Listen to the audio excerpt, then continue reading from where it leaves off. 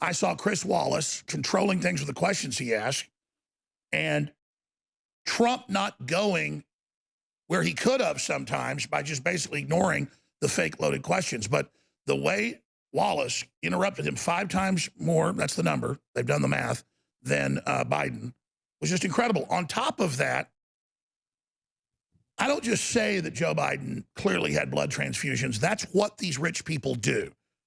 They even have big global companies now where parents sign agreements and the kids sign agreements, and the children get paid $500 or more for their blood as young as 7.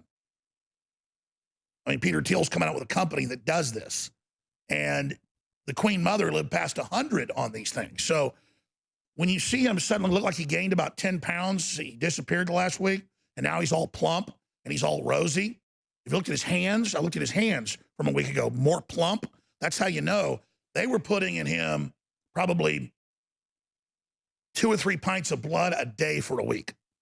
And when you put in young people's blood, that's what happens.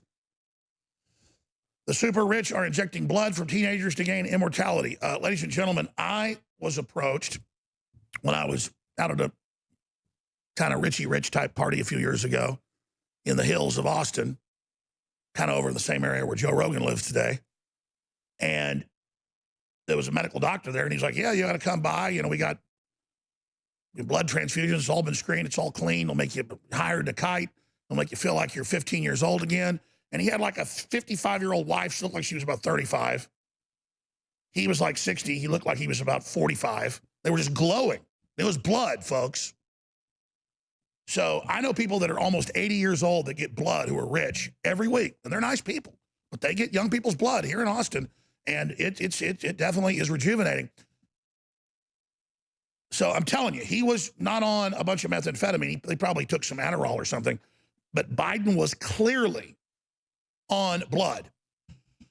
First time I ever heard about this was Queen Mother stuff like 20-something years ago. And Al Gore was an AP article, has a little refrigerator that goes around with him on private jets. And he gets daily blood transfusions sometimes. So guaranteed, folks, on some type of designer amphetamine and on blood, because he was a different person entirely. A lot of folks think, oh, he must have had a wire in his ear. No, he was responding too quickly.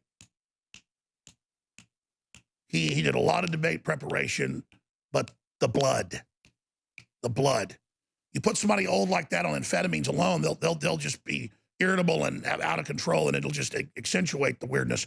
You give them blood, it's another deal. I'm not going to rant about that all day. It's just a fact that that goes on, and one thing does that, and it's called blood. He didn't start eating 15 cheeseburgers a day the last week and gained 10 pounds. He's got 10 pounds of blood extra floating around in him. And it supercharges you. That's what Lance Armstrong, has said. It wasn't the steroids. It wasn't any of it. It was the fact that he would just absolutely dump 5, 6, 7, 8 pints of blood in himself, which is super dangerous. He would go to the limit before a race with oxygenated blood that he'd take from himself when he was training in the mountains months before, refrigerate, and so he would then have that supercharged, very, very high blood cell saturation. The blood cells were trained from altitude to be able to take on a lot of oxygen. So he would be going up the French, Alps with the back tire jumping back and forth with so much power.